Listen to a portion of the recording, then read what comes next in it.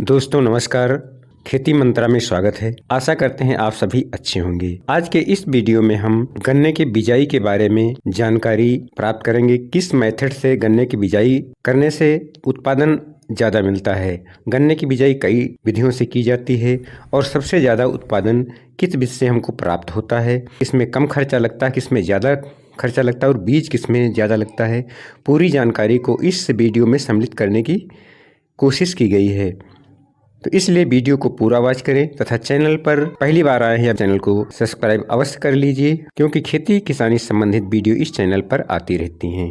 गन्ने की बिजाई हम कई विधियों से करते हैं। जो परंपरागत विधि है या पुरानी विधि है, जिसमें 28 से 30 इंच की लाइन से लाइन की दूरी पर बिजाई की जाती थी, वो है। और दूसरी रिंग पिट विधि से बिजाई करते हैं और डबल टेंच विधि तथा एक सिंगल टेंच लाइन विधि से भी बिजाई की जाती। तो इस तरीके से, और हम दोनों लाइनों के बीच में 42 से 48 इंच के फासला रखते हैं। तो ये कई तरीके की विधियां हैं। तो इन विधियों में हमको सबसे ज़्यादा उत्पादन किस विधि से मिलता है, तो इसके बारे में हम आज इस वीडियो में जानकारी प्राप्त करेंगे।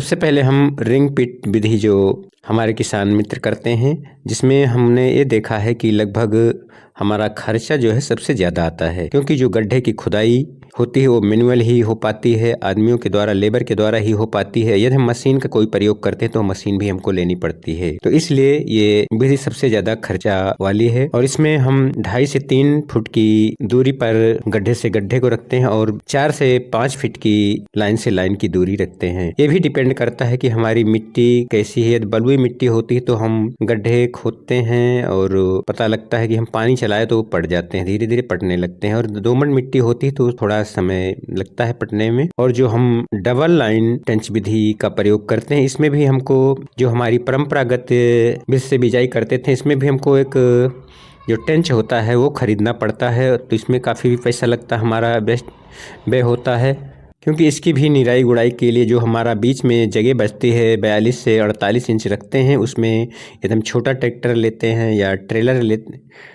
लेते हैं तभी भी जुताई हो पाती है, मशीन द्वारा नहीं, द्वारा लेबर द्वारा ही। और यदि हम जो बीच की 2 डबल लाइन होती हैं उसमें तो हमको लेबर के द्वारा ही कार्य कराना पड़ता है। तो देखा जाए ये भी एक ज़्यादा खर्च वाली विधि हो जाती है। और जो सिंगल टेंच लाइन विधि होती है, जिसमें गहरी जुताई करके उसमें बिजाई की जाती है, उसके जो लाइन की दूरी उसमें भी हम 40 से 42 इंच रखते हैं।